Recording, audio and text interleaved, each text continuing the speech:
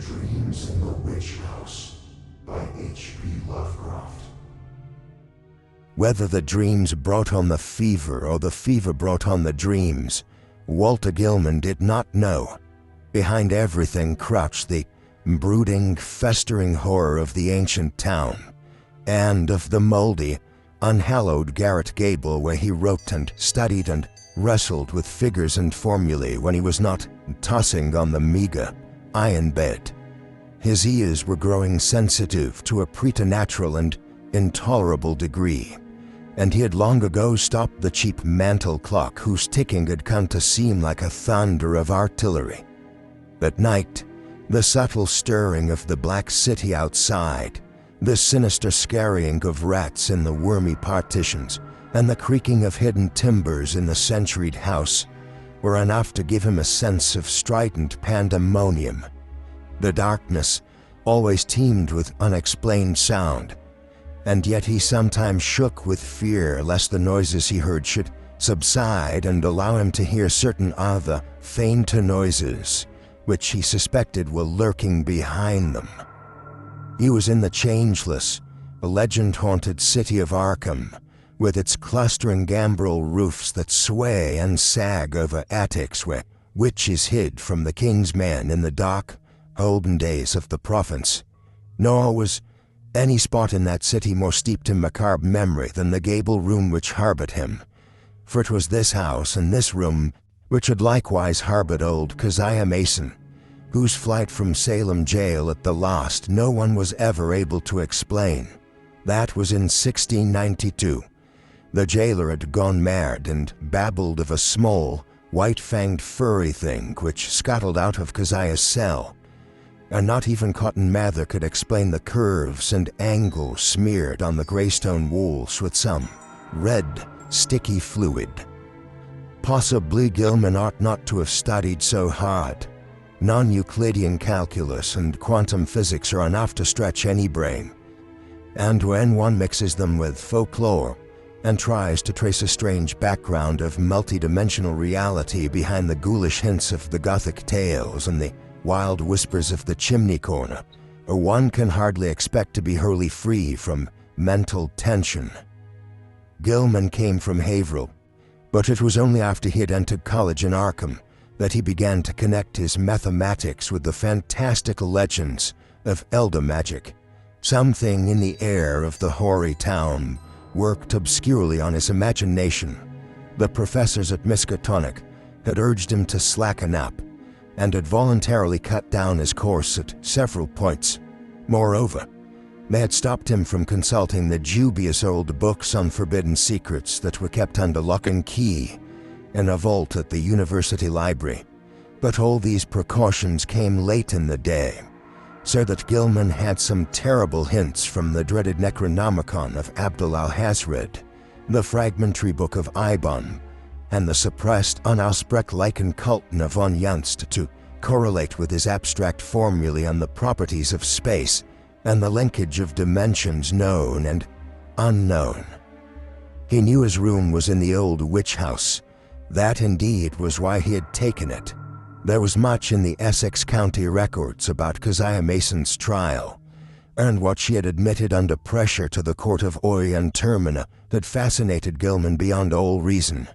She had told Judge Haythorne of lines and curves that could be made to point out directions leading through the walls of space to other spaces beyond, and had implied that such lines and curves were frequently used at certain midnight meetings in the dark valley of the White Stone beyond Meadow Hill and on the unpeopled island in the river. She had spoken also of the Black Man, of her oath, and of her new secret name of Nahab. Then she had drawn those devices on the walls of her cell and vanished. Gilman believed strange things about Keziah, and had felt a queer thrill on learning that her dwelling was still standing after more than 235 years. When he heard the hushed Arkham whispers about Keziah's persistent presence in the old house and the narrow streets, about the irregular human tooth marks left on certain sleepers in that and other houses, about the childish cries heard near May Eve and Hallowmas, about the stench often noted in the old house's attic just after those dreaded seasons, and about the small, furry, sharp-toothed thing which haunted the mouldering structure in the town and nuzzled people curiously in the black hours before dawn, he resolved to live in the place at any cost. A room was easy to secure, for the house was unpopular, hard to rent, and long given over to cheap lodgings.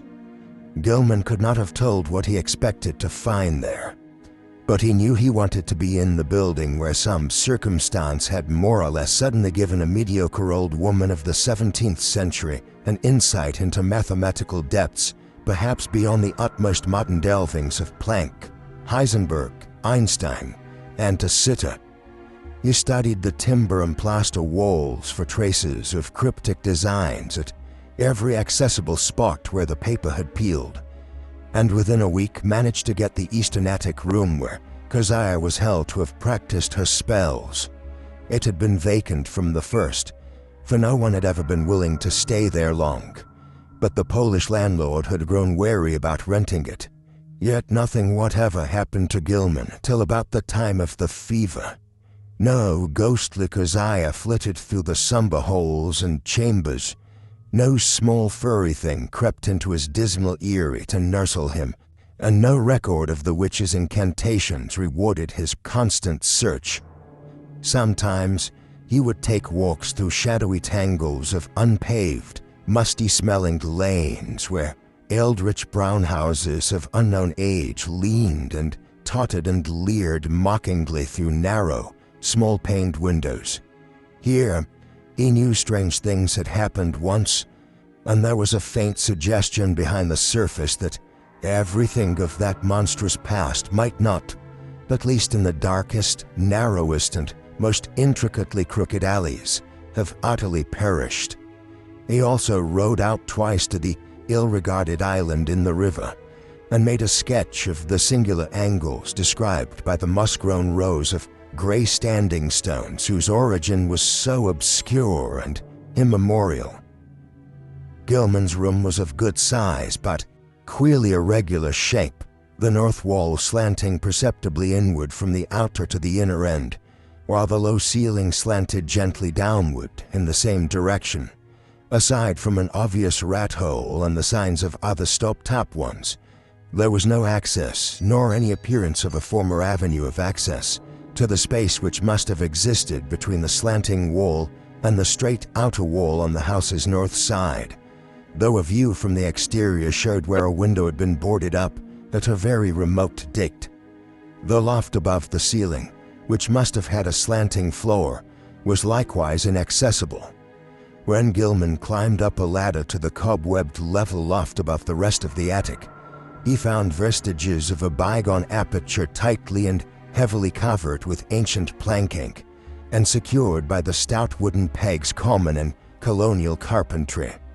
No amount of persuasion, however, could induce the stolid landlord to let him investigate either of these two closed spaces. As time wore along, his absorption in the irregular wall and ceiling of his room increased, for he began to read into the odd angles a mathematical significance which seemed to offer vague clues regarding their purpose. Old Keziah, he reflected, might have had excellent reasons for living in a room with peculiar angles. For was it not through certain angles that she claimed to have gone outside the boundaries of the world of space we know? His interest gradually veered away from the unplumbed voids beyond the slanting surfaces, since it now appeared that the purpose of those surfaces concerned the side he was already on. The touch of brain fever in the dreams began early in February. For some time, apparently, the curious angles of Gilman's room had been having a strange, almost hypnotic effect on him. And as the bleak winter advanced, he had found himself staring more and more intently at the corner where the down-slanting ceiling met the inward slanting wall. About this period, his inability to concentrate on his formal studies worried him considerably, his apprehensions about the mid-year examinations being very acute. But the exaggerated sense of hearing was scarcely less annoying. Life had become an insistent and almost unendurable cacophony, and there was that constant, terrifying impression of other sounds, perhaps from regions beyond life, trembling on the very brink of audibility. So far as concrete noises went, the rats in the ancient partitions were the worst. Sometimes their scratching seemed not only furtive but deliberate. When it came from beyond the slanting north wall, it was mixed with a sort of dry rattling. And when it came from the century-closed loft above the slanting ceiling, Gilman always braced himself as if expecting some horror which only bided its time before descending to engulf him utterly. The dreams were wholly beyond the pale of sanity, and Gilman felt that they must be a result, jointly, of his studies in mathematics and in folklore. He had been thinking too much about the vague regions which his formerly told him must lie beyond the 3 dimensions we know, and about the possibility that old Keziah Mason, guided by some influence past all conjecture, had actually found the gate to those regions. The yellowed county records containing her testimony and that of her accusers were so damnably suggestive of things beyond human experience, and the descriptions of the darting little furry object which served as her familiar were so painfully realistic, despite their incredible details.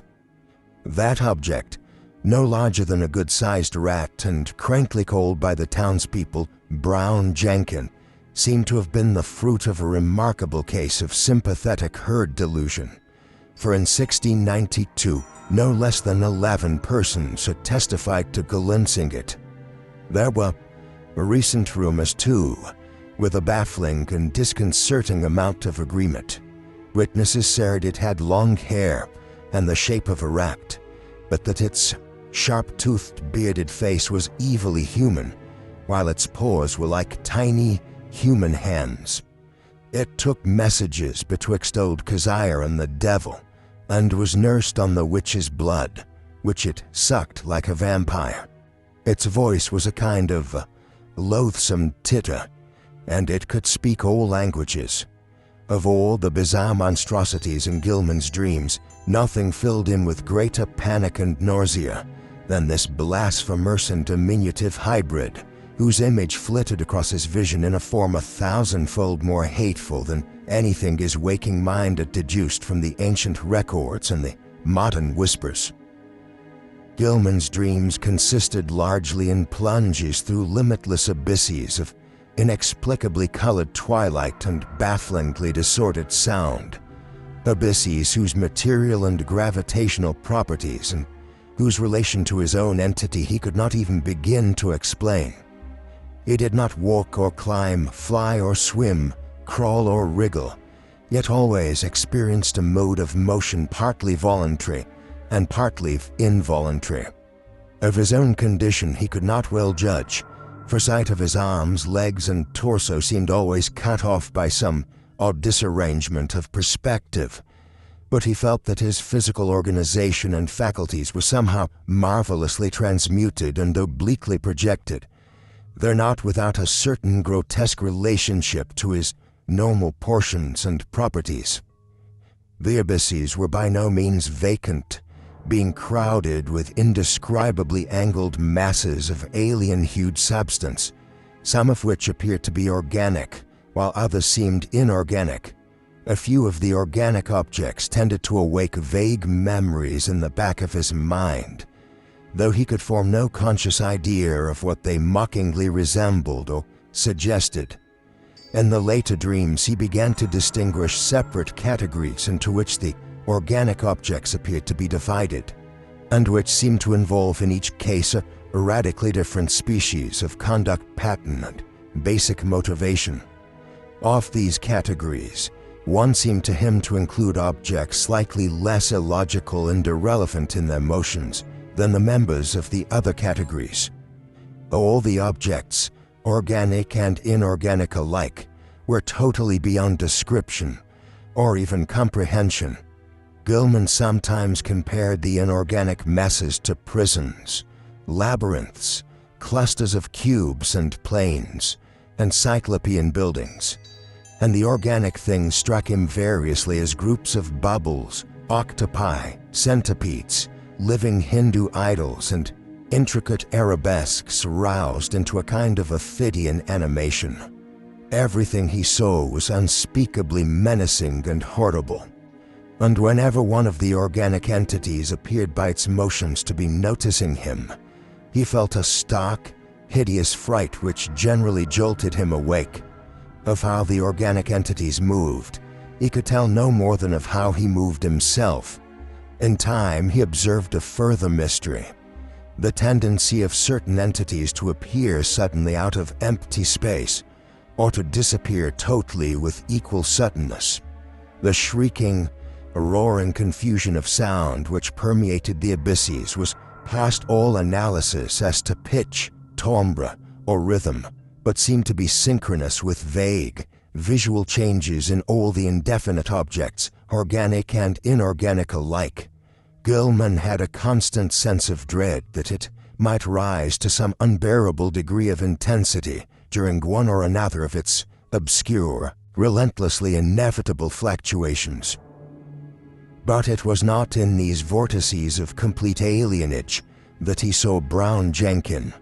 That shocking little horror was reserved for certain lighter, sharper dreams which assailed him just before he dropped into the fullest depths of sleep. He would be lying in the dark, fighting to keep awake, when a faint, lambent glow would seem to shimmer around the centuried room, showing in a violet mist the convergence of angled planes, which had seized his brain so insidiously. The horror would appear to pop out of the rat hole in the corner and patter toward him over the sagging, wide-planked floor with evil expectancy in its tiny, bearded human face. But mercifully, this dream always melted away before the object got close enough to nuzzle him. It had hellishly long, sharp, canine teeth. Gilman tried to stop up the rat hole every day, but each night the real tenants of the partitions would gnaw away the abstraction, whatever it might be. Once, he had the landlord nail tin over it, but the next night the rats gnawed a fresh hole, in making which they pushed or dragged out into the room a curious little fragment of bone. Gilman did not report his fever to the doctor, for he knew he could not pass the examinations if ordered to the college infirmary, when every moment was needed for cramming. As it was, he failed in Calculus D and Advanced General Psychology, though not without hope of making up lost ground before the end of the term. It was in March, when the fresh element entered his lighter, preliminary dreaming, and the nightmare shape of Brown Jenkin began to be companioned by the nebulous blur which grew more and more to resemble a bent, old woman. The sedition disturbed him more than he could account for, but finally he decided that it was like an ancient crone whom he had twice actually encountered in the dark tangle of lanes near the abandoned wharves. On those occasions, the evil, sardonic, and seemingly unmotivated stare of the beldam had set him almost shivering, especially the first time when an overgrown rat darting across the shattered mouth of a neighboring alley had made him think irrationally of Brown Jenkin. Now, he reflected, those nervous fears were being mirrored in his disordered dreams. That the influence of the old house was unwholesome he could not deny, but traces of his early morbid interest still held him there. He argued that the fever alone was responsible for his nightly fantasies, and that when the touch abated he would be free from the monstrous visions. Those visions, however, were of abhorrent vividness and convincingness, and whenever he awaked he retained a vague sense of having undergone much more than he remembered. He was hideously sure that in unrecalled dreams he had talked with both Brown Jenkin and the old woman, and that they had been urging him to go somewhere with them, and to meet a third being of greater potency. He must sign in his own blood the Book of Azathoth and take a new secret name, now that his independent delvings had gone so far. What kept him from going with her and Brown Jenkin and the other to the throne of chaos where the thin flutes pipe mindlessly was the fact that he had seen the name Azathoth in the Necronomicon, and knew it stood for a primal evil too horrible for description. The old woman always appeared out of thin air near the corner, where the downward slant met the inward slant. She seemed to crystallize, to point closer to the ceiling than to the floor, and every night she was a little nearer and more distinct before the dream shifted. Brown Jenkin, too, was always a little nearer at the last, and its yellowish-white fangs glistened shockingly in that unearthly, violet phosphorescence.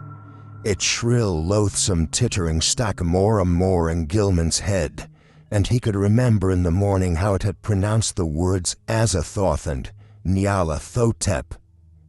In the deeper dreams, everything was likewise more distinct, and Gilman felt that the twilight abysses around him were those of the fourth dimension, those organic entities whose motion seemed least flagrantly irrelevant and unmotivated were probably projections of life forms from our own planet, including human beings.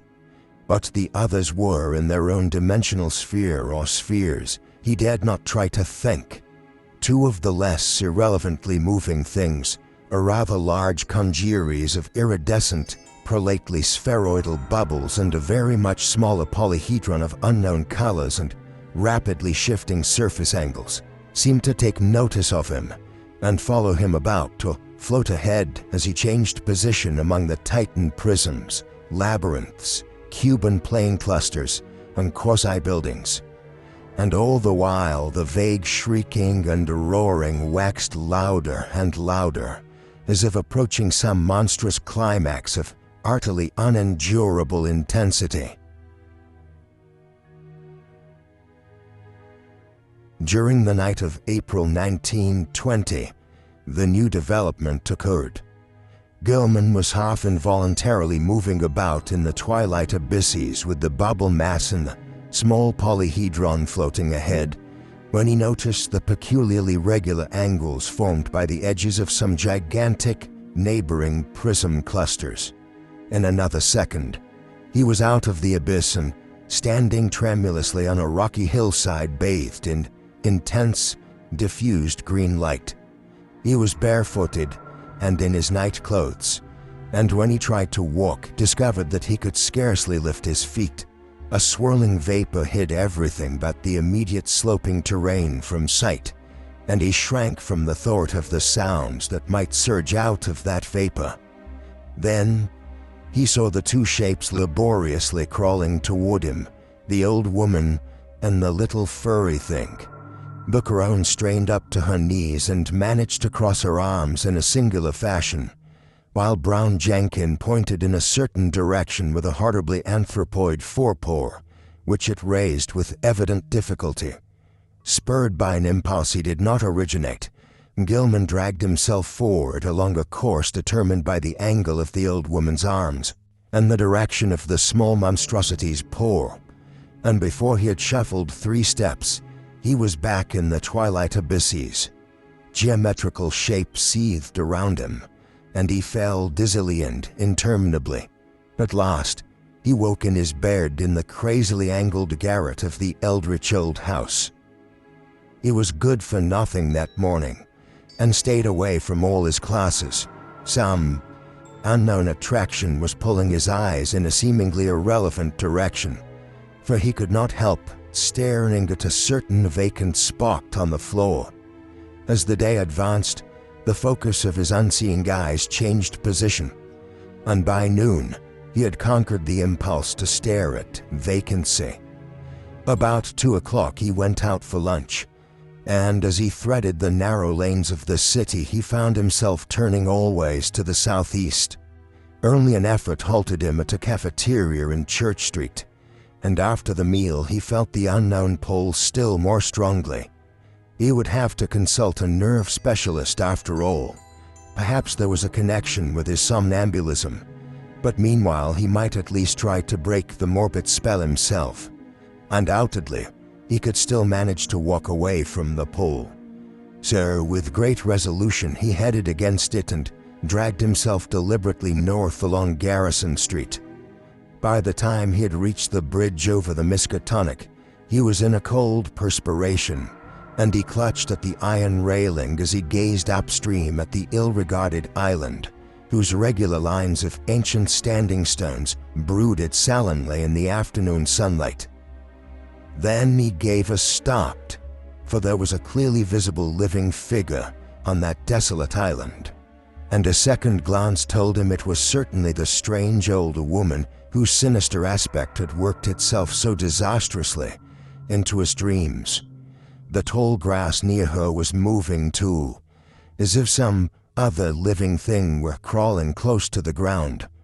When the old woman began to turn toward him, he fled precipitately off the bridge and into the shelter of the town's labyrinthine waterfront alleys. Distant though the island was, he felt that a monstrous and invincible evil could flow from the sardonic stare of that bent, ancient figure in brown. The southeastward pole still held, and only with tremendous resolution could Gilman drag himself into the old house and up the rickety stairs. For hours he sat silent and aimless, with his eyes shifting gradually westward. About 6 o'clock, his sharpened ears caught the whining prayers of Joe Mazowitz 2 floors below, and in desperation he seized his hat and walked out into the sunset golden streets, letting the now directly southward pole carry him where it might. An hour later, darkness found him in the open fields beyond Hangman's Brook, with the glimmering spring stars shining ahead. The urge to walk was gradually changing to an urge to leap mystically into space, and suddenly he realized just where the source of the pull lay. It was in the sky. A definite point among the stars had a claim on him, and was calling him. Apparently it was a point somewhere between Hydra and Argo Naphis, and he knew that he had been urged toward it ever since he had awaked soon after dawn. In the morning, it had been underfoot.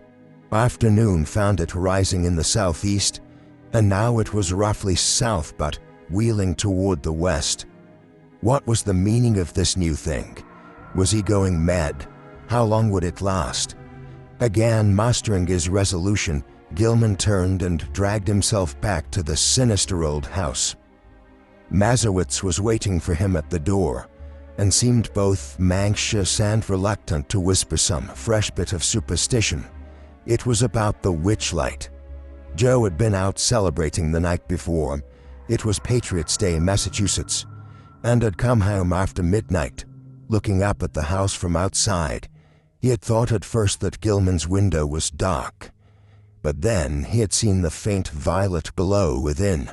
He wanted to warn the gentleman about that glow, for everybody in Arkham knew it was Keziah's witchlight which played near Brown Jenkin, and the ghost of the old crone herself. He had not mentioned this before, but now he must tell about it because it meant that Keziah and her long-toothed familiar were haunting the young gentleman.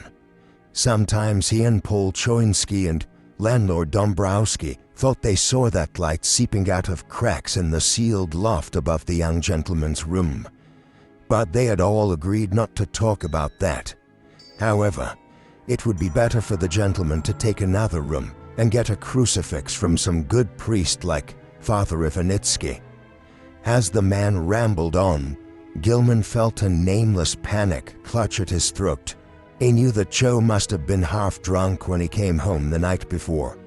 Yet this mention of a violet light in the garret window was of frightful import. It was a lambent glow of this sort which always played about the old woman in the small furry thing in those lighter, sharper dreams which prefaced his plunge into unknown abysses, and the thought that a wakeful second person could see the dream luminance was utterly beyond sane harborage. Yet where had the fellow got such an art notion? Had he himself talked as well as walked around the house in his sleep? No, Joe said. He had not, but he must check up on this. perhaps Frank Elwood could tell him something, though he hated to ask. Fever, wild dreams, somnambulism, illusions of sounds, a pull toward a point in the sky, and now a suspicion of insane sleep-talking. He must stop studying, see a nerve specialist, and take himself in hand.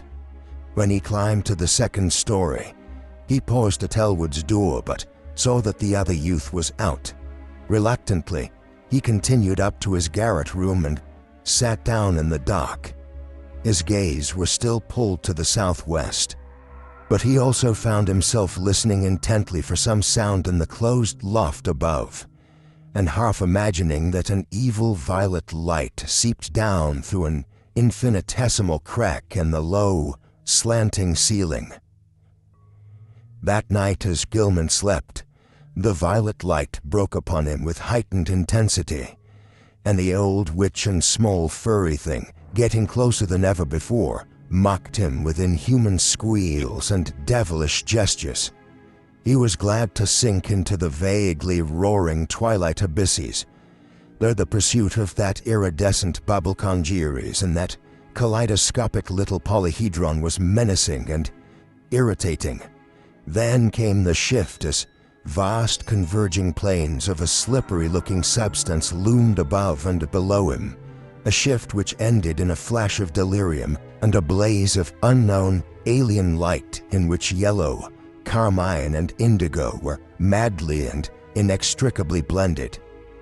He was half lying on a high, fantastically balustraded terrace above a boundless jungle of outlandish, incredible peaks and balanced plains, domes, minarets, horizontal discs poised on pinnacles, and numberless forms of still greater wildness, some of stone and some of metal, which glittered gorgeously in the mixed, almost blistering glare from a polychromatic sky. Looking upward, he saw 3 stupendous discs of flame, each of a different hue and at a different height above an infinitely distant moving horizon of low mountains. Behind him, tiers of higher terraces towered aloft as far as he could see. The city below stretched away to the limits of vision, and he hoped that no sound would well up from it. The pavement from which he easily raised himself was of a veined, polished stone beyond his power to identify, and the tiles were cut in bizarre angled shapes which struck him as less asymmetrical than based on some unearthly symmetry whose laws he could not comprehend. The balustrade was chest-high, delicate and fantastically wrought, while along the rail were ranged at short intervals little figures of grotesque design and exquisite workmanship. They, like the whole balustrade, seemed to be made of some sort of shining metal whose color could not be guessed in this chaos of mixed effulgences, and their nature utterly defied conjecture. They represented some ridged, barrel-shaped object with thin horizontal arms radiating spoke-like from a central ring, and with vertical knobs or bulbs projecting from the head and base of the barrel.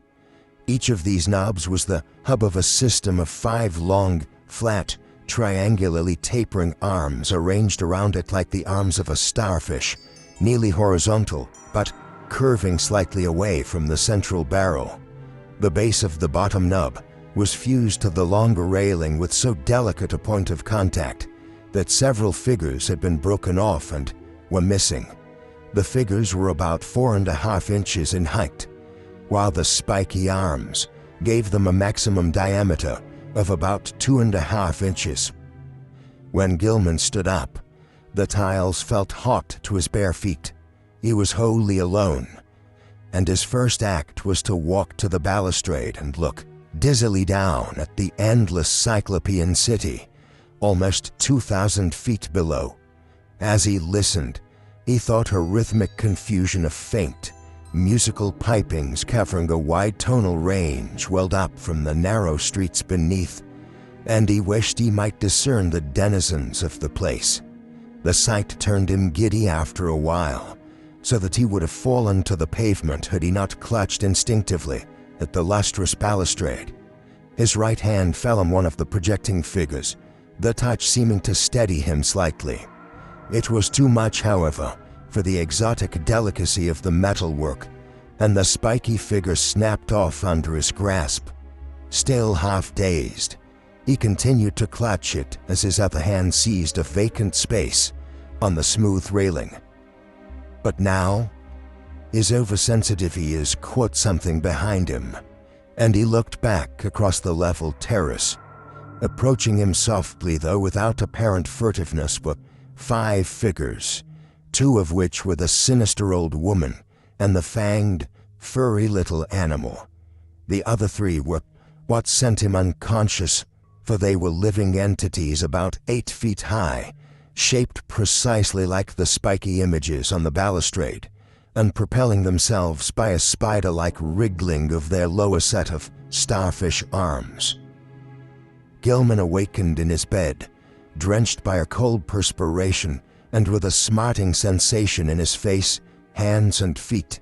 Springing to the floor, he washed and dressed in frantic haste, as if it were necessary for him to get out of the house as quickly as possible.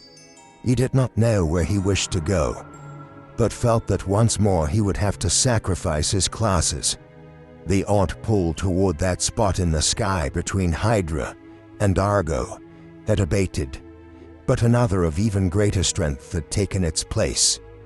Now he felt that he must go north, infinitely north.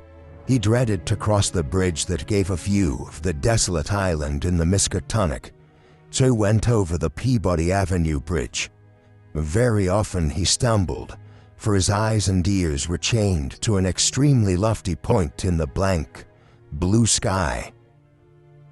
After about an hour, he got himself under better control and saw that he was far from the city.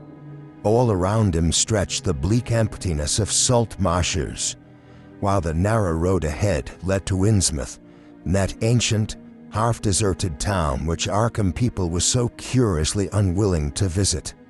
Though the northward pull had not diminished, he resisted it as he had resisted the other pull, and finally found that he could almost balance the one against the other. Plodding back to town and getting some coffee at a soda fountain, he dragged himself into the public library and browsed aimlessly among the lighter magazines. Once he met some friends who remarked how oddly sunburned he looked, but he did not tell them of his walk. At 3 o'clock he took some lunch at a restaurant, noting meanwhile that the pull had either lessened or divided itself. After that he killed the time at a cheap cinema show, seeing the inane performance over and over again without paying any attention to it.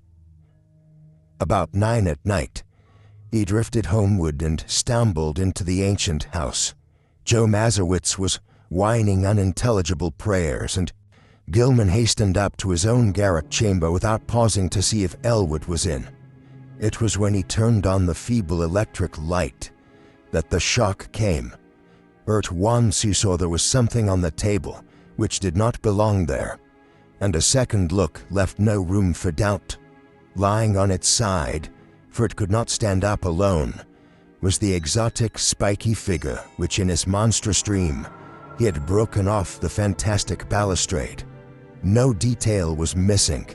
The ridged, barrel-shaped center, the thin, radiating arms, the knobs at each end, and the flat, slightly outward curving starfish arms spreading from those knobs, all were there.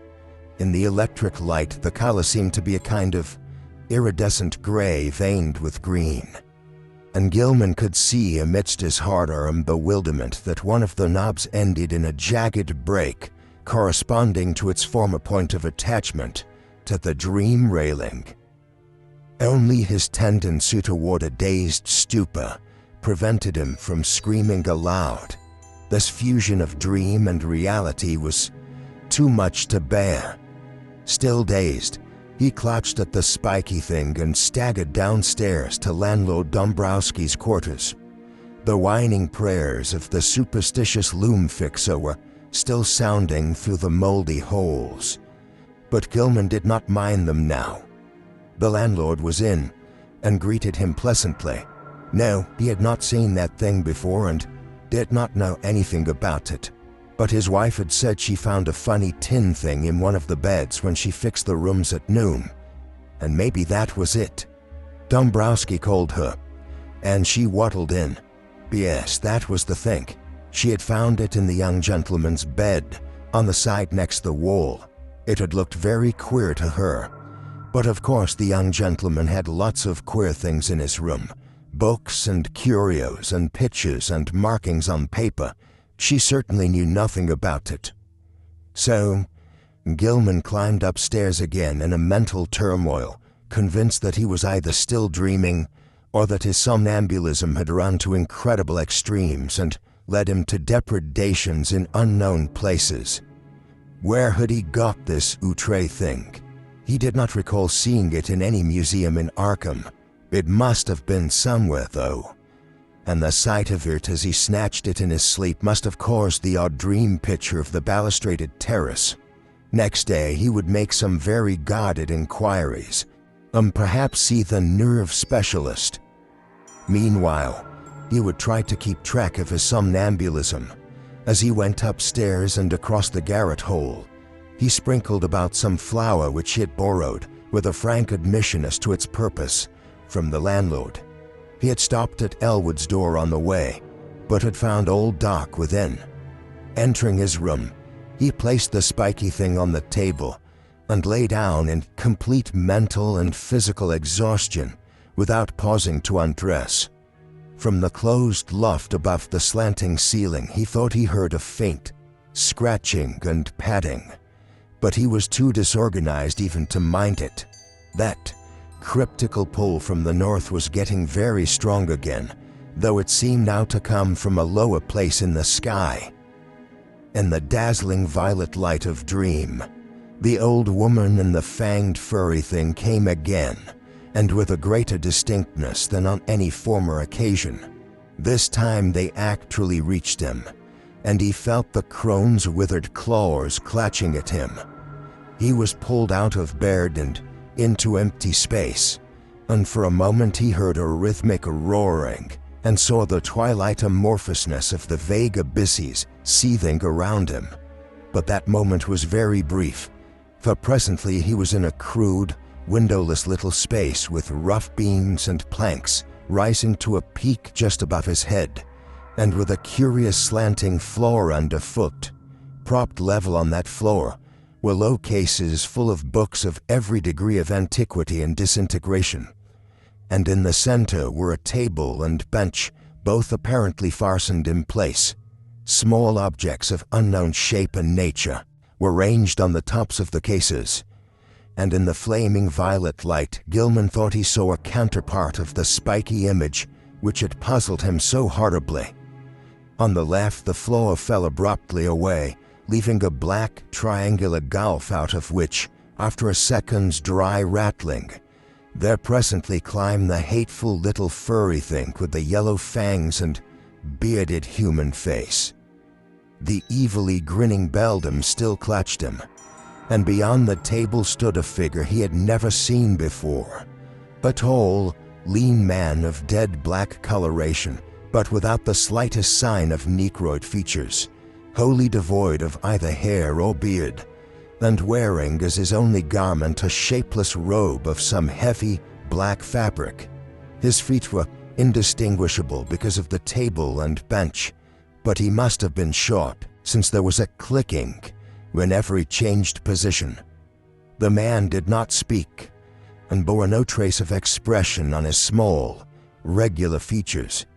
He merely pointed to a book of prodigious size which lay open on the table, while the beldam thrust a huge gray quill into Gilman's right hand. Over everything was a pall of intensely maddening fear, and the climax was reached when the furry thing ran up the dreamer's clothing to his shoulders and then down his left arm, finally biting him sharply in the wrist just below his cuff. As the blood spurted from this wound, Gilman lapsed into a faint. He awaked on the morning of the 22nd with a pain in his left wrist and saw that his cuff was brown with dried blood. His recollections were very confused, but the scene with the black man in the unknown space stood out vividly. The rats must have bitten him as he slept, giving rise to the climax of that frightful dream. Opening the door, he saw that the floor on the corridor floor was undisturbed, except for the huge prints of the loutish fellow who roomed at the other end of the garret. So he had not been sleepwalking this time, but something would have to be done about those rats. He would speak to the landlord about them. Again he tried to stop up the hole at the base of the slanting wall, wedging in a candlestick which seemed of about the right size. His ears were ringing horribly, as if with the residual echoes of some horrible noise heard in dreams. As he bathed and changed clothes, he tried to recall what he had dreamed after the scene in the violet-lit space, but nothing definite would crystallize in his mind. That scene itself must have corresponded to the sealed loft overhead, which had begun to attack his imagination so violently, but later impressions were faint and hazy. There were suggestions of the vague, twilight abysses, and of still vaster, blacker abysses beyond them, abysses in which all fixed suggestions of form were absent. He had been taken there by the Babel congeries and the little polyhedron which always dogged him, but they, like himself, had changed to wisps of milky, barely luminous mist in this farther void of ultimate blackness. Something else had gone on ahead, a larger wisp which now and then condensed into nameless approximations of form. And he thought that their progress had not been in a straight line, but rather along the alien curves and spirals of some ethereal vortex which obeyed laws unknown to the physics and mathematics of any conceivable cosmos. Eventually, there had been a hint of vast, leaping shadows, of a monstrous, half-acoustic pulsing, and of the thin, monotonous piping of an unseen flute. But that was all. Gilman decided he had picked up that last conception from what he had read in the Necronomicon about the mindless entity Azathoth which rules all time and space from a curiously environed black throne at the center of chaos. When the blood was washed away, the wrist wound proved very slight, and Gilman puzzled over the location of the two tiny punctures. It occurred to him that there was no blood on the bedspread where he had lain, which was very curious in view of the amount on his skin and cuff. Had he been sleepwalking within his room, and had the rat bitten him as he sat in some chair or paused in some less irrational position? He looked in every corner for brownish drops or stains, but did not find any. He had better, he thought, sprinkle flour within the room as well as outside the door, though after all no further proof of his sleepwalking was needed. He knew he did walk, and the thing to do now was to stop it. He must ask Frank Elwood for help. This morning, the strange pulls from space seemed lessened, though they were replaced by another sensation even more inexplicable. It was a vague, insistent impulse to fly away from his present situation, but held not a hint of the specific direction in which he wished to fly. As he picked up the strange spiky image on the table, he thought the older northward pull grew a trifle stronger, but even so it was wholly overruled by the newer and more bewildering urge. He took the spiky image down to Elwood's room, steeling himself against the winds of the loom fixer which welled up from the ground floor. Elwood was in, thank heaven, and appeared to be stirring about. There was time for a little conversation before leaving for breakfast and college, so Gilman hurriedly poured forth an account of his recent dreams and fears. His host was very sympathetic and agreed that something got to be done. He was shocked by his guest's drawn, haggard aspect, and noticed the queer, abnormal-looking sunburn which others had remarked during the past week. There was not much, though, that he could say. He had not seen Gilman on any sleepwalking expedition and had no idea what the curious image could be. He had, though, heard the French-Canadian who lodged just under Gilman talking to Mazowitz one evening. They were telling each other how badly they dreaded the coming of Walpurgis night, now only a few days off, and were exchanging pitying comments about the poor, doomed young gentleman. De Roche, the fellow under Gilman's room, had spoken of nocturnal footsteps both shod and unshod, and of the violet light he saw one night when he had stolen fearfully up to peer through Gilman's keyhole. He had not dared to peer, he told Mazowitz, after he had glimpsed that light through the cracks around the door. There had been soft talking too, and as he began to describe it, his voice had sunk to an inaudible whisper. Elwood could not imagine what had set these superstitious creatures gossiping, but suppose their imaginations had been roused by Gilman's late hours and somnolent walking and talking on the one hand, and by the nearness of tradition they feared May Eve on the other hand. That Gilman talked in his sleep was plain, and it was obviously from de Roche's keyhole listenings that the delusive notion of the violet dreamlight had got abroad. These simple people were quick to imagine they had seen any odd thing they had heard about. As for a plan of action, Gilman had better move down to Elwood's room and avoid sleeping alone. Elwood would, if awake, rouse him whenever he began to talk or rise in his sleep. Very soon, too, he must see the specialist. Meanwhile, they would take the spiky image around to the various museums and to certain professors, seeking identification and stating that it had been found in a public rubbish can. Also, Dombrowski must attend to the poisoning of those rats in the walls. Braced up by Elwood's companionship, Gilman attended classes that day. Strange urges still tugged at him, but he could sidetrack them with considerable success. During a free period, he showed the queer image to several professors, all of whom were intensely interested, though none of them could shed any light upon its nature or origin. That night he slept on a couch which Elwood had had the landlord bring to the second-story room, and for the first time in weeks was wholly free from disquieting dreams. But the feverishness still hung on, and the whines of the loom fixer were an unnerving influence. During the next few days, Gilman enjoyed an almost perfect immunity from morbid manifestations. He had, Elwood said, showed no tendency to talk or rise in his sleep, and meanwhile, the landlord was putting rat poison everywhere. The only disturbing element was the talk among the superstitious foreigners, whose imaginations had become highly excited. Mazowitz was always trying to make him get a crucifix and finally forced one upon him, but she said had been blessed by the good father Ivanitchki. De Roche, too, had something to say.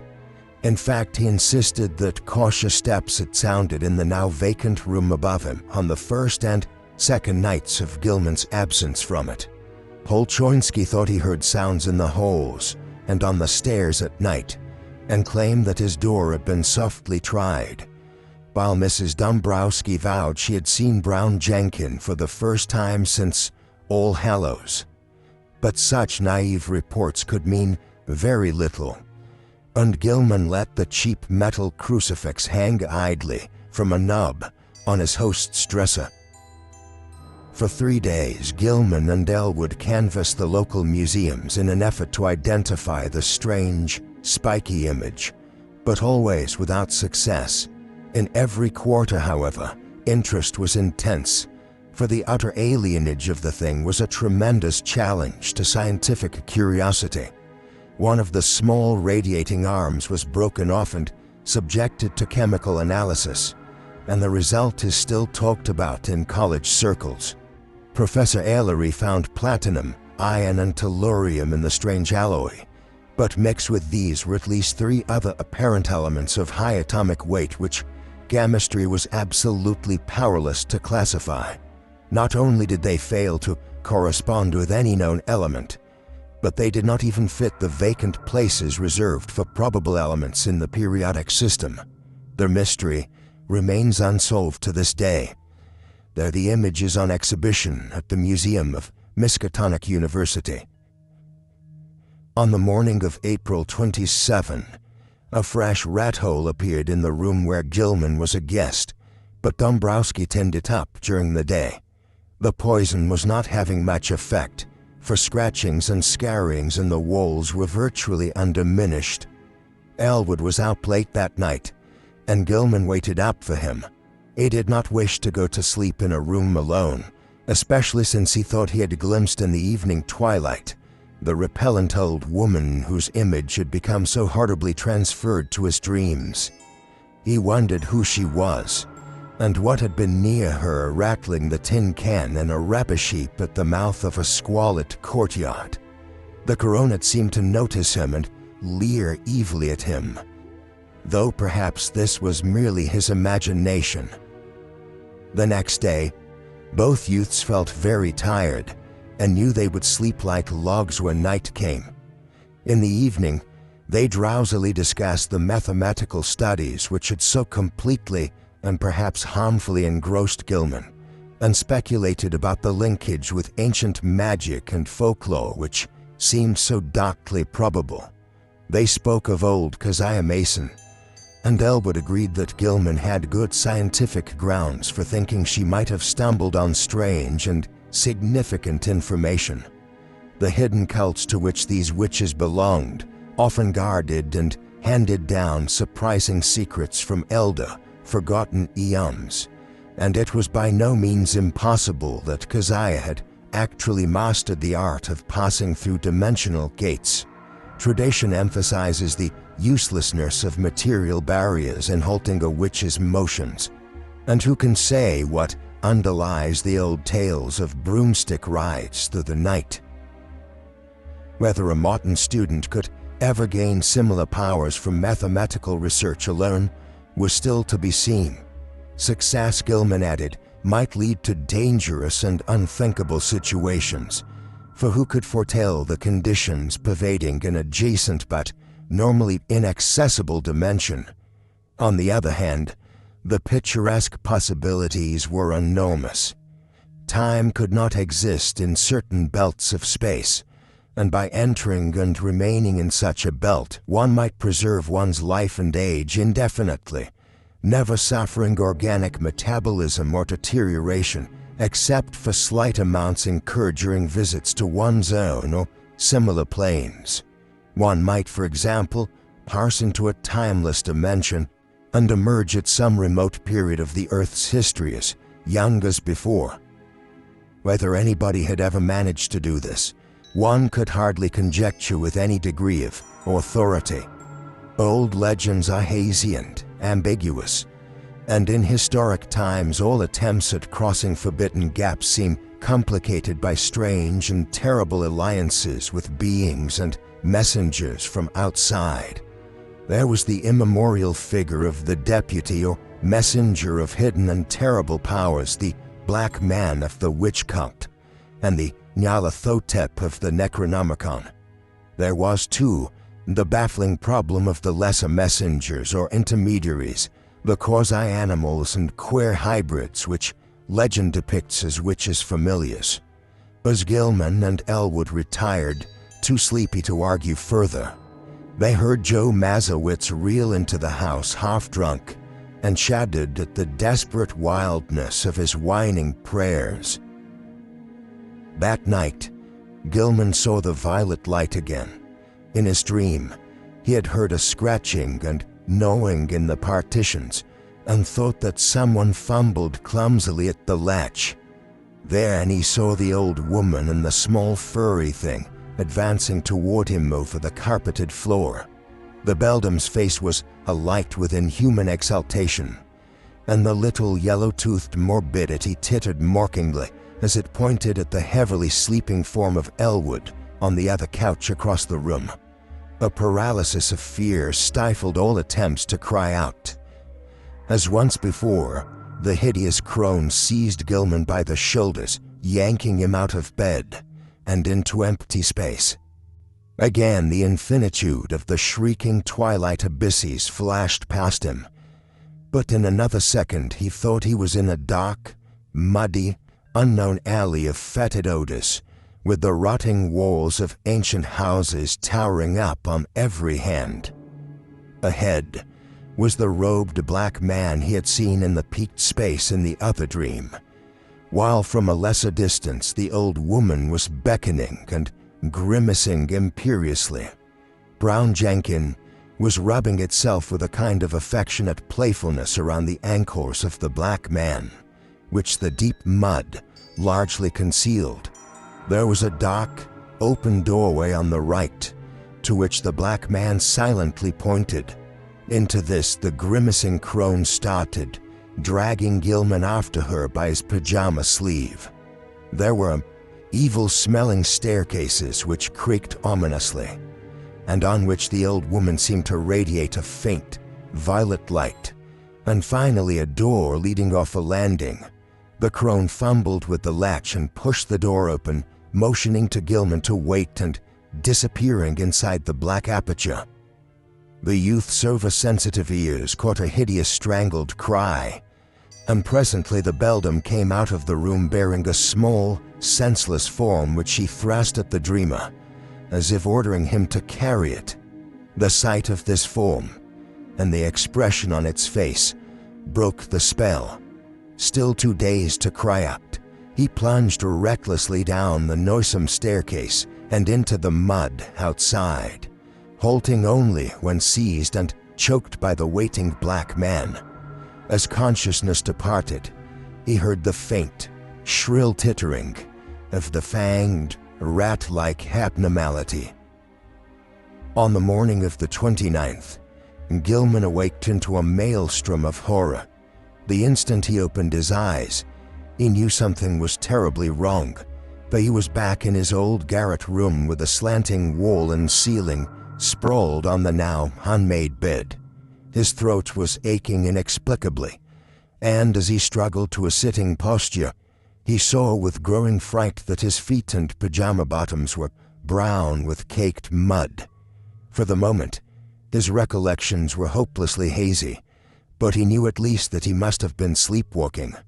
Elwood had been lost too deeply in slumber to hear and stop him. On the floor were confused, muddy prints, but oddly enough they did not extend all the way to the door. The more Gilman looked at them, the more peculiar they seemed.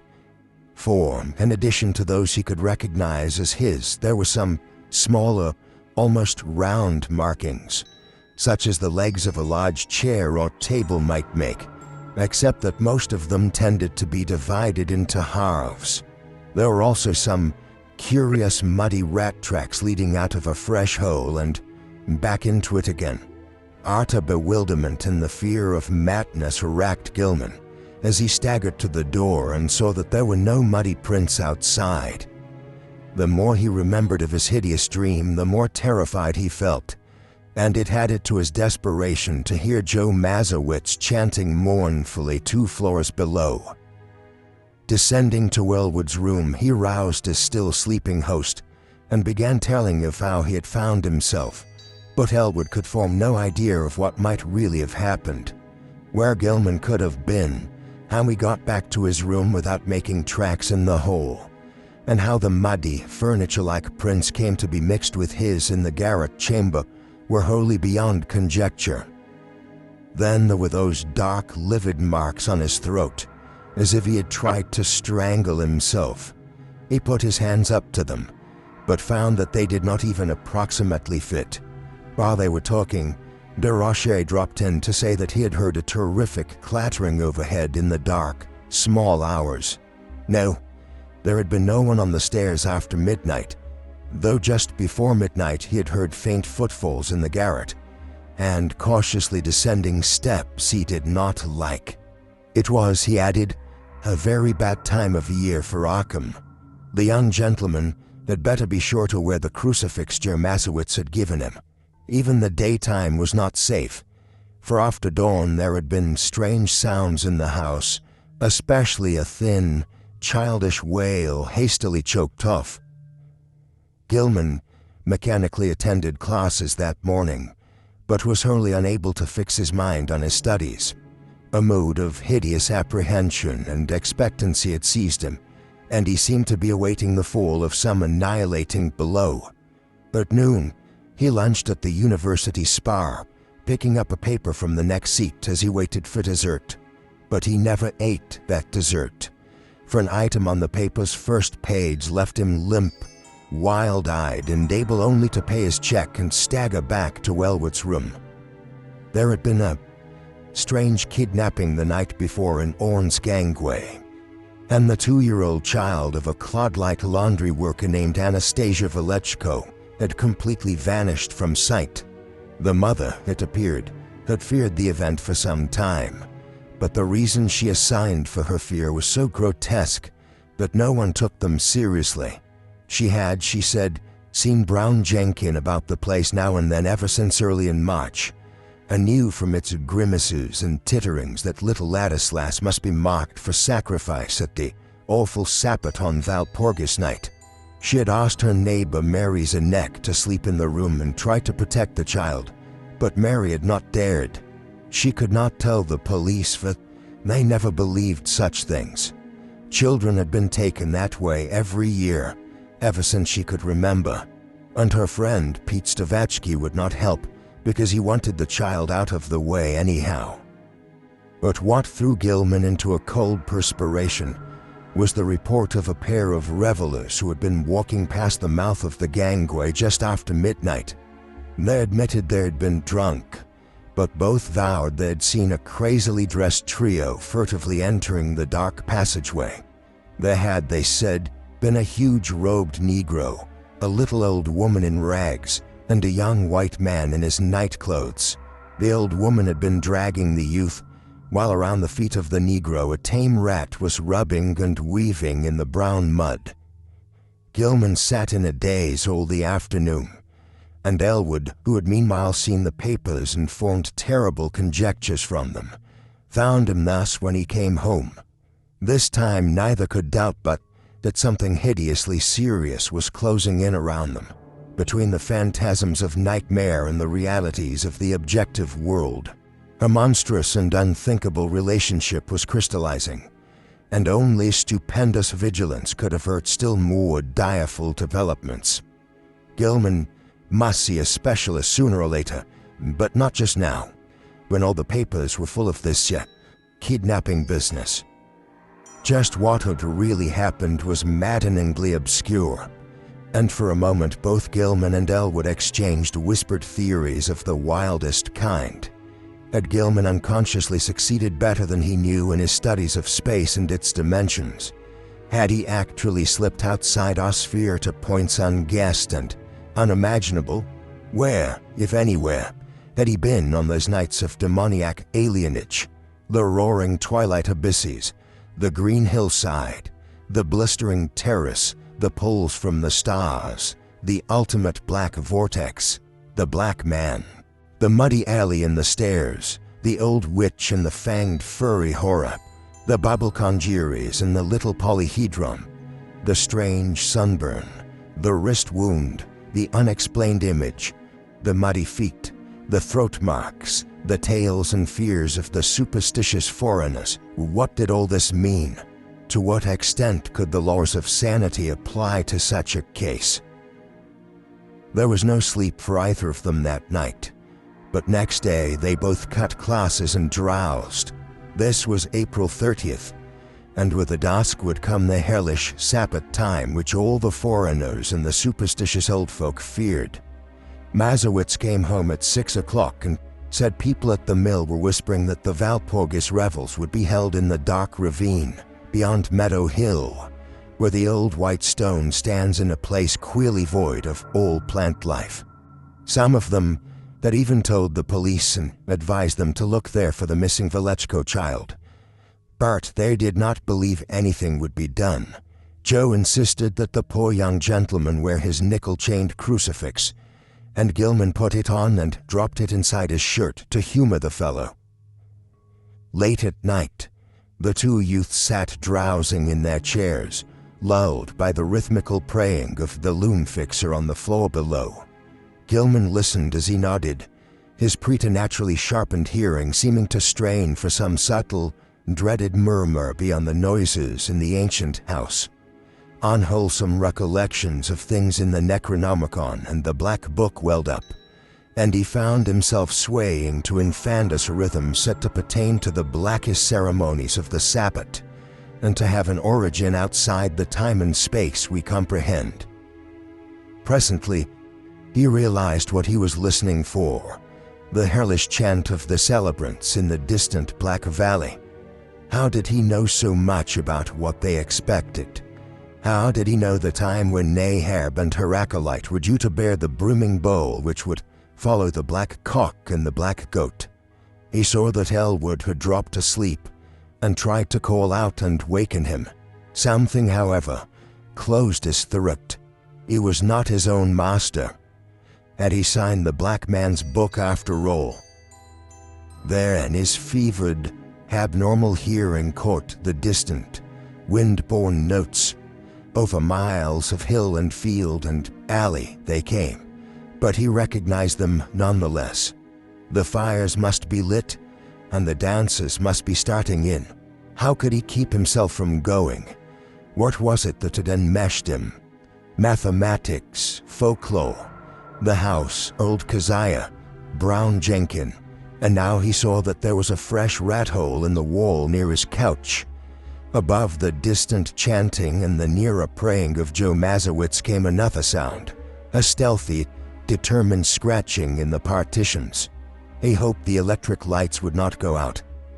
Then he saw the fanged, bearded little face in the rat hole, the accursed little face which he at last realized bore such a shocking, mocking resemblance to old Keziah's, and heard the faint fumbling at the door. The screaming twilight abysses flashed before him, and he felt himself helpless in the formless grasp of the iridescent bubble congeries. Ahead raced the small kaleidoscopic polyhedron, and all through the churning void there was a heightening and acceleration of the vague tonal pattern which seemed to foreshadow some unutterable and unendurable climax.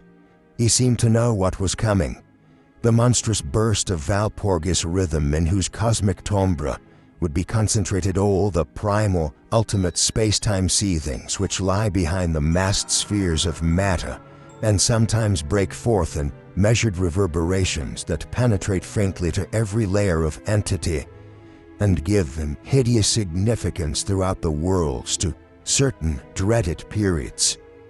But all this vanished in a second. He was again in the cramped, violet-litten peaked space with the slanting floor, the low cases of ancient books, the bench and table, the queer objects, and the triangular gulf at one side. On the table lay a small, white figure, an infant boy, unclothed and unconscious, while on the other side stood the monstrous leering old woman with a gleaming, grotesque-hefted knife in her right hand, and a queerly proportioned pale metal bowl covered with curiously chased designs and having delicate lateral handles in her left. She was intoning some croaking ritual in a language which Gilman could not understand, but which seemed like something guardedly quoted in the Necronomicon. As the scene grew clear, he saw the ancient crone bend forward and extend the empty bowl across the table, and unable to control his own motions, he reached far forward and took it in both hands, noticing as he did so its comparative lightness. At the same moment, the disgusting form of Brown Jenkin scrambled up over the brink of the triangular black gulf on his left. The crone now motioned him to hold the bowl in a certain position, while she raised the huge, grotesque knife above the small white victim, as high as her right hand could reach. The fanged, furry thing began tittering a continuation of the unknown ritual, while the witch croaked loathsome responses. Gilman felt a knowing, poignant abhorrence shoot through his mental and emotional paralysis, and the light metal bowl shook in his grasp. A second later, the downward motion of the knife broke the spell completely. and he dropped the bowl with a resounding bell-like clangor, while his hands darted out frantically to stop the monstrous deed. In an instant, he had edged up the slanting floor around the end of the table and wrenched the knife from the old woman's claws, sending it clattering over the brink of the narrow triangular gulf. In another instant, however, matters were reversed, for those murderous claws had locked themselves tightly around his own throat, while the wrinkled face was twisted with insane fury. He felt the chain of the cheap crucifix grinding into his neck, and in his peril wondered how the sight of the object itself would affect the evil creature. Her strength was altogether superhuman, but as she continued her choking, he reached feebly in his shirt and drew out the metal symbol, snapping the chain and pulling it free. At sight of the device, the witch seemed struck with panic, and her grip relaxed long enough to give Gilman a chance to break it entirely. He pulled the steel-like claws from his neck and would have dragged the beldam over the edge of the gulf had not the claws received a fresh access of strength and closed in again. This time, he resolved to reply in kind, and his own hands reached out for the creature's throat. Before she saw what he was doing, he had the chain of the crucifix twisted about her neck, and a moment later, he had tightened it enough to cut off her breath. During her last struggle, he felt something bite at his ankle and saw that Brown Jenkin had come to her aid. With one savage kick, he sent the morbidity over the edge of the gulf and heard it whimper on some level far below. Whether he had killed the ancient crone he did not know, but he let her rest on the floor where she had fallen. Then, as he turned away, he saw on the table a sight which nearly snapped the last thread of his reason. Brown Jenkin, tough of sinew and with 4 tiny hands of demoniac dexterity, had been busy while the witch was throttling him, and his efforts had been in vain. What he had prevented the knife from doing to the victim's chest, the yellow fangs of the furry blasphemy had done to her wrist, and the bowl so lately on the floor stood full beside the small, lifeless body. In his dream delirium, Gilman heard the hellish, alien-rhythmed chant of the Sabbath coming from an infinite distance, and knew the black man must be there. Confused memories mixed themselves with his mathematics, and he believed his subconscious mind held the angles which he needed to guide him back to the normal world. Alone and unaided for the first time, he felt sure he was in the immemorially sealed loft above his own room, but whether he could ever escape through the slanting floor or the long-stopped egress he doubted greatly. Besides, would not an escape from a dream loft bring him merely into a dream house, an abnormal projection of the actual place he sought? He was wholly bewildered as to the relation betwixt dream and reality in all his experiences.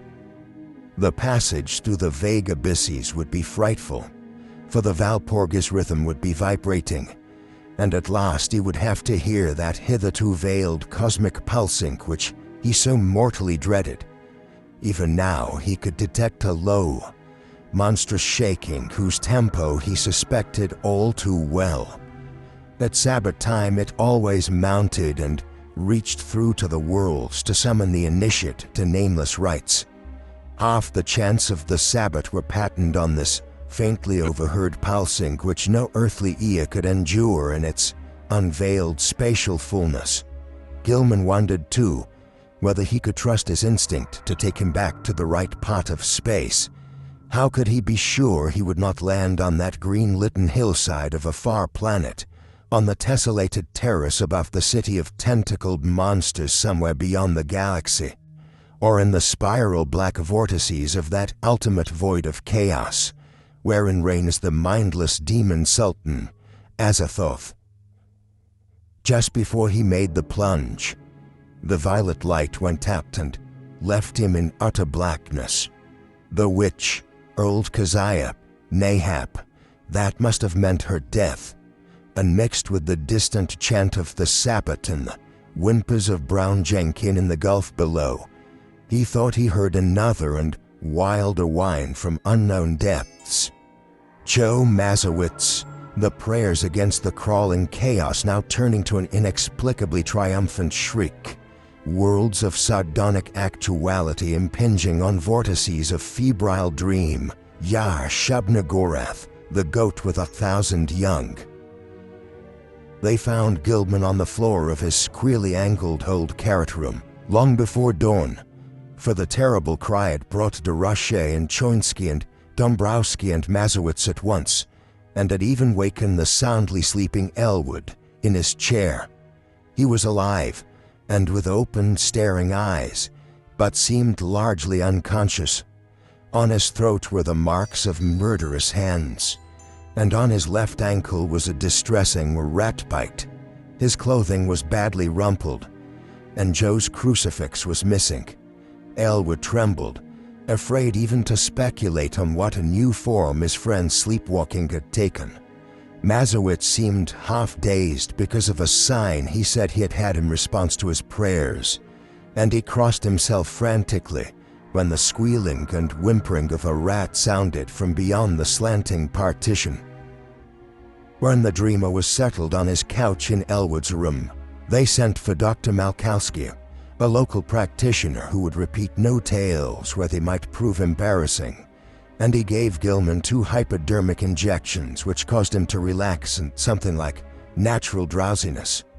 During the day, the patient regained consciousness at times and whispered his newest dream disjointedly to Elwood. It was a painful process, and at its very start brought out a fresh and disconcerting fact. Gilman, whose ears had so lately possessed an abnormal sensitiveness, was now stone deaf. Dr. Malkowski, summoned again in haste, told Elwood that both eardrums were ruptured, as if by the impact of some stupendous sound, intense beyond all human conception or endurance. How such a sound could have been heard in the last few hours without arousing all the Miskatonic Valley was more than the honest physician could say. Elwood wrote his part of the colloquy on paper, so that a fairly easy communication was maintained.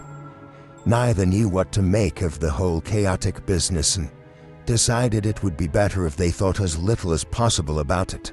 Both, though, agreed that they must leave this ancient and accursed house as soon as it could be arranged. Evening papers spoke of a police raid on some curious revelers in a ravine beyond Meadow Hill just before dawn, and mentioned that the white stone there was an object of age-long superstitious regard. Nobody had been caught, but among the scattering fugitives had been glimpsed a huge Negro. In another column, it was stated that no trace of the missing child Ladislas Velechko had been found. The crowning horror came that very night. Elwood will never forget it, and was forced to stay out of college the rest of the term because of the resulting nervous breakdown. He had thought he heard rats in the partitions all the evening, but paid little attention to them. Then, long after both he and Gilman had retired, the atrocious shrieking began. Elwood jumped up, turned on the lights, and rushed over to his guest's couch. The occupant was emitting sounds of veritably inhuman nature, as if wrecked by some torment beyond description. He was writhing under the bedclothes, and a great red stain was beginning to appear on the blankets. Elwood scarcely dared to touch him, but gradually the screaming and writhing subsided. By this time, Dombrowski, Choinsky, Darashe, Mazowitz, and the top-floor lodger were all crowding into the doorway, and the landlord had sent his wife back to telephone for Dr. Malkowski. Everybody shrieked when a large rat-like form suddenly jumped out from beneath the ensanguined bedclothes and scuttled across the floor to a fresh, open hole close by. When the doctor arrived and began to pull down those frightful covers, Walter Gilman was dead. It would be barbarous to do more than suggest what had killed Gilman. There had been virtually a tunnel through his body. Something had eaten his heart out. Dombrowski, frantic at the failure of his constant rat-poisoning efforts, cast aside all thought of his lease, and within a week had moved with all his older lodgers to a dingy but less ancient house in Walnut Street. The worst thing for a while was keeping Joe Mazowitz quiet, for the brooding loom fixer would never stay sober and was constantly whining and muttering about spectral and terrible things. It seems that on that last hideous night, Joe had stooped to look at the crimson rag tracks which led from Gilman's couch to the nearby hole. On the carpet, they were very indistinct, but a piece of open flooring intervened between the carpet's edge and the baseboard. There, Mazowitz had found something monstrous, or thought he had, for no one else could quite agree with him, despite the undeniable queerness of the prints. The tracks on the flooring were certainly vastly unlike the average prints of a rat, but even Choinsky and Roche would not admit that they were like the prints of 4 tiny human hands. The house was never rented again. As soon as Dombrowski left it, the pole of its final desolation began to descend, for people shunned it both on account of its old reputation and because of the new fetid odor. Perhaps the ex-landlord's rat poison had worked after all, for not long after his departure the place became a neighborhood nuisance. Health officials traced the smell to the closed spaces above and beside the eastern garret room, and agreed that the number of dead rats must be enormous. They decided, however, that it was not worth their while to hew open and disinfect the long-sealed spaces, for the fete would soon be over, and the locality was not one which encouraged fastidious standards. Indeed, there were always vague local tales of unexplained stenches upstairs in the witch house just after May Eve and Hallowmass. Their neighbors grumblingly acquiesced in the inertia, but the fete nonetheless formed an additional count against the place.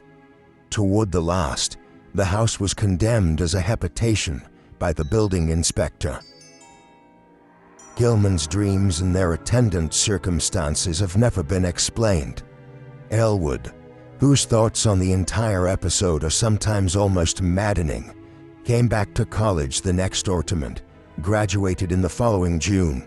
He found the spectral gossip of the town much diminished, and it is indeed a fact that, notwithstanding certain reports of a ghostly tittering in the deserted house which lasted almost as long as that edifice itself, no fresh appearances either of old Keziah or of Brown Jenkin have been muttered of since Gilman's death.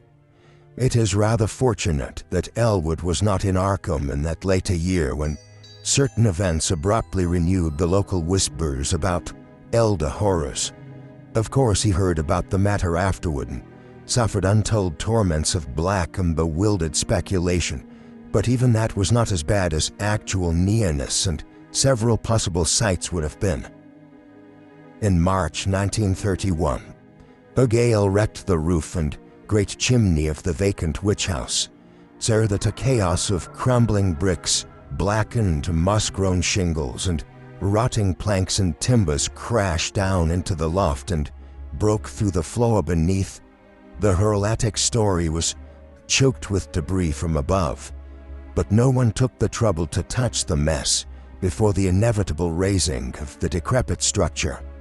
That ultimate step came in the following December, and it was when Gilman's old room was cleared out by reluctant, apprehensive workmen that the gossip began. Among the rubbish which had crashed through the ancient slanting ceiling were several things which made the workmen pause and call in the police. Later, the police in turn called in the coroner and several professors from the university. There were bones, badly crushed and splintered, but clearly recognizable as human, whose manifestly modern date conflicted puzzlingly with the remote period at which their only possible lurking place, the low, slant-floored loft overhead, had supposedly been sealed from all human access. The coroner's physician decided that some belonged to a small child, while certain others, found mixed with shreds of rotten, brownish cloth, belonged to a rather undersized, bent female of advanced years. careful sifting of debris also disclosed many tiny bones of rats caught in the collapse, as well as older rat bones gnawed by small fangs in a fashion now and then highly productive of controversy and reflection. Other objects found included the mingled fragments of many books and papers, together with a yellowish dust left from the total disintegration of still older books and papers. All, without exception, appeared to deal with black magic in its most advanced and horrible forms, and the evidently recent date of certain items is still a mystery as unsolved as that of the modern human bones. An even greater mystery is the absolute homogeneity of the crabbed, archaic writing found on a wide range of papers, whose conditions and watermarks suggest age differences of at least 150 to 200 years. To some, though, the greatest mystery of all is the variety of utterly inexplicable objects. Objects whose shapes, materials, types of workmanship, and purposes baffle all conjecture, found scattered amidst the wreckage in evidently diverse states of injury. One of these things, which excited several Miskatonic professors profoundly, is a badly damaged monstrosity plainly resembling the strange image which Gilman gave to the college museum, save that it is larger, wrought of some peculiar bluish stone instead of metal, and possessed of a singularly angled pedestal with undecipherable hieroglyphics. Archaeologists and anthropologists are still trying to explain the bizarre designs chased on a crushed bowl of light metal, whose inner side bore ominous brownish stains. When found, foreigners and credulous grandmothers are equally garrulous about the modern nickel crucifix with broken chain mixed in the rubbish and shiveringly identified by Joe Mazowitz as that which he had given poor Gilman many years before. Some believe this crucifix was dragged up to the sealed loft by rats, while others think it must have been on the floor in some corner of Gilman's old room all the time. Still others, including Joe himself, have theories too wild and fantastic for sober credence. When the slanting wall of Gilman's room was torn out, the once sealed triangular space between that partition and the house's north wall was found to contain much less structural debris, even in proportion to its size, than the room itself, though it had a ghastly layer of older materials which paralyzed the wreckers with horror. In brief, the floor was a veritable ossuary of the bones of small children, some fairly mortal, but others extending back in infinite gradations to a period so remote that crumbling was almost complete. On this deep bony layer rested a knife of great size, obvious antiquity, and grotesque, ornate, and exotic design, above which the debris was piled. In the midst of this debris, wedged between a fallen plank and a cluster of cemented bricks from the ruined chimney, was an object destined to cause more bafflement, veiled fright, and openly superstitious talk in Arkham than anything else discovered in the haunted and accursed building. This object was the partly crushed skeleton of a huge and diseased rat, whose abnormalities of form are still a topic of debate and source of singular reticence among the members of Miskatonic's Department of Comparative Anatomy. Very little concerning the skeleton is leaked out, but the workmen who found it whisper in shocked tones about the long, brownish hairs with which it was associated. The bones of the tiny pores, it is rumored, imply prehensile characteristics more typical of a diminutive monkey than of a rat, while a small skull with its savage yellow fangs is of the utmost anomalousness, appearing from certain angles like a miniature, monstrously degraded parody of a human skull. The workmen crossed themselves in fright when they came upon this blasphemy, but later burned candles of gratitude in St. Stanislaus Church because of the shrill, ghostly tittering they felt they would never hear again.